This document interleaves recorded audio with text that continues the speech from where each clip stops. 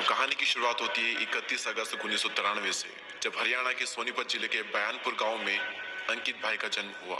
जी हाँ, बयानपुरिया इनका सरनेम नहीं है, ये इनके गांव का नाम है, लेकिन अब ये इनका सरनेम बन चुका है, क्योंकि जब दंगल होता है तो हर पहलवान के पीछे उसके गांव का नाम जुड़ता है। और अंकित भाई पहले काफी दंगल खेल चुके हैं और तब से ही लोग अंकित भाई को अंकित बयानपुरिया के नाम से जानने लगे।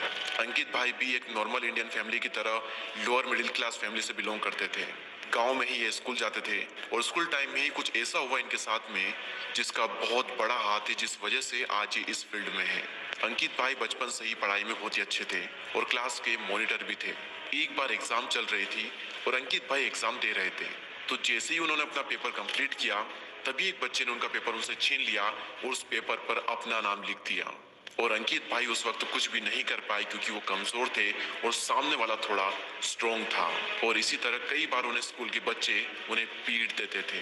अंकित भाई ने ये बात घर वालों को बताई और अंकित भाई के घर वालों ने कहा कि तू ना थोड़ा ताकतवर बन, थोड़ा स्ट्रॉन्ग बन, तू बहुत कमजोर है, सिर्फ पढ़ाई में अच्छा होने से काम नहीं चलेगा, तुझे फिजिकली भी थोड़ा स्ट्रॉन्ग बनना ही पड़ेगा, वरना ये जो दुनिया है ये तुझे दबा देगी। और तभी से 10 साल की उम्र से इन्होंने अपनी स्ट्रेंथ और अपनी हेल्थ पर काम करना स्टार्ट कर दिया। उम्र बहुत ही कम थी, इसलिए इन्होंने 2-3 साल सिर्फ रनिंग वगैरह की। उसके बाद में 13 साल की उम्र में इन्होंने प्रॉपर अखाड़ा स्टार्ट कर दिया और फिर 4 से 5 साल तक इन्होंने अखाड़े में रेसलिंग की। और इतनी रेसलिंग करने के बाद में वो एक प्रोफेशनल रेसलर बन गए और फाइनली 2017 में इन्होंने यूनिवर्सिटी में रेसलिंग में अपना पहला सिल्वर मेडल जीता, लेकिन ऑल इंडिया लेवल पर क्वालिफाई नहीं कर पाए। लेकिन फिर तभी एक साल बाद 2018 में जब ये हिमाचल में दंगल खेल रहे थे, तभी इन्हें स्लिप डिस्क इंजरी हो गई और फिर उसे रिकवर करने में इन्हें 2 साल लग गए। साल 2020 में जब ये स्लिप डिस्क इंजरी से रिकवर हुए ही थे कि साल 2020 में ही फिर इन्हें नी इंजरी हो गई, यानी कि फिर से रेस्ट करो। और इंजरी की वजह से अंकित भाई का जो वजन था वो भी काफी बढ़ने लगा। उनका वजन 85 केजी से 95 केजी तक पहुंच गया। उसके बाद में साल 2022 में जब ये नी इंजरी से रिकवर हुए ही थे कि साल 2022 में ही इन्हें शोल्डर इंजरी हो गई।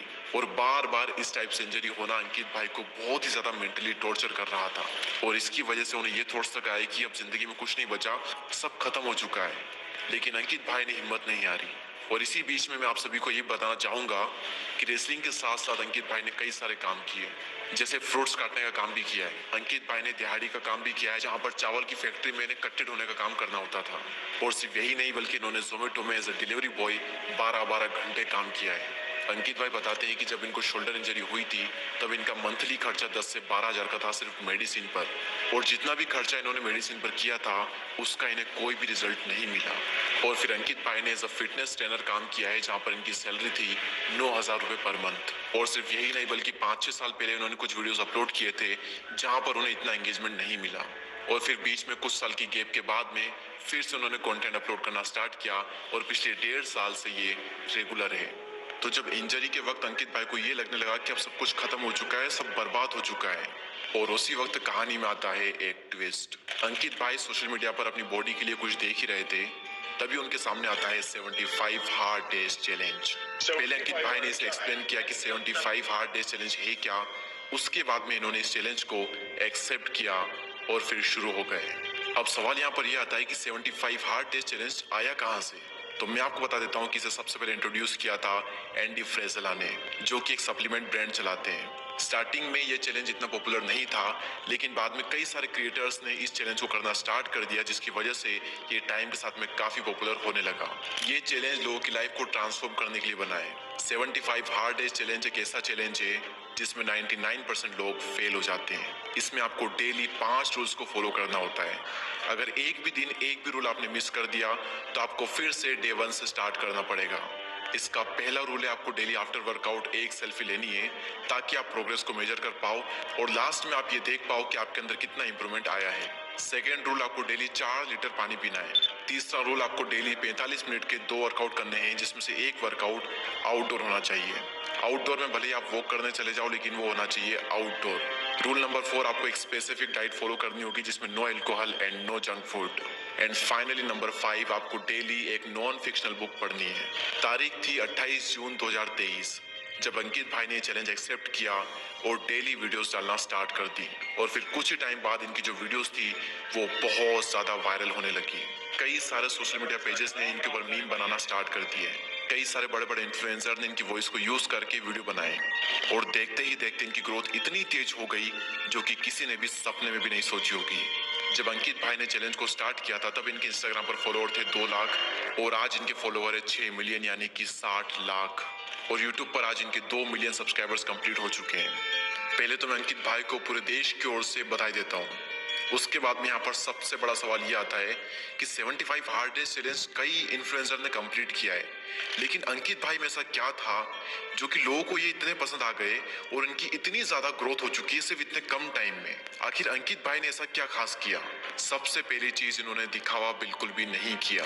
इन्होंने ये नहीं सोचा कि लोग क्या सोचेंगे, इन्होंने ये नहीं सोचा कि थोड़े प्रोफेशनल वीडियो बनाते हैं ताकि लोगों को अच्छा लगे। अंकित भाई जैसे थे वैसे अपने आप को दिखाया, जो था वो दिखाया और यही चीज लोगों को बहुत ज्यादा पसंद आई और लोग इम्प्रेस हो गए। वरना जिम वर्कआउट के वीडियोस तो हजारों क्रिएटर बना ही रहे हैं और इंस्टाग्राम और यूट्यूब पर भरे पड़े हैं ऐसे वीडियोस, लेकिन ये चीज हम सभी के लिए एक नई चीज थी।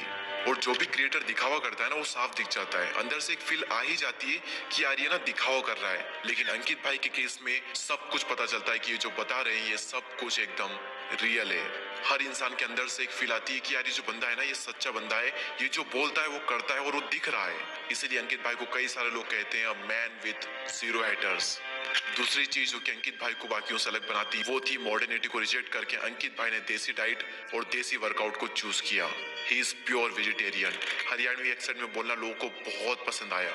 देसी खाना खाना, घी के साथ रोटी, हरी सब्जी, दही, बादाम रगड़ा पीना, ड्राई फ्रूट्स खाना और फिर वर्कआउट में पुल अप्स, पुशअप, रस्से, सपाटे, स्प्रिंट, ये सारी चीजें हम सबके लिए नई चीज थी और ये सब कुछ एकदम देसी है। तीसरी चीज जिसकी वजह से अंकित भाई को लोग इतना ज्यादा पसंद कर रहे हैं वो है उनकी हम्बलनेस और उनका डाउन टू अर्थ नेचर। और भी ऐसी कई सारी चीजें जो कि लोगों को बहुत पसंद आती है, जैसे वो सनातन धर्म को फॉलो करते हैं, वो एक प्योर सोल है, वो कभी भी हेट नहीं फैलाते, ब्रह्मचर्य को फॉलो करते हैं। और जब नॉन फिक्शनल बुक पढ़नी थी तो इन्होंने चुना भगवत गीता को और श्रीमद् भगवत गीता को पढ़ना लोगों के दिल को टच कर गई।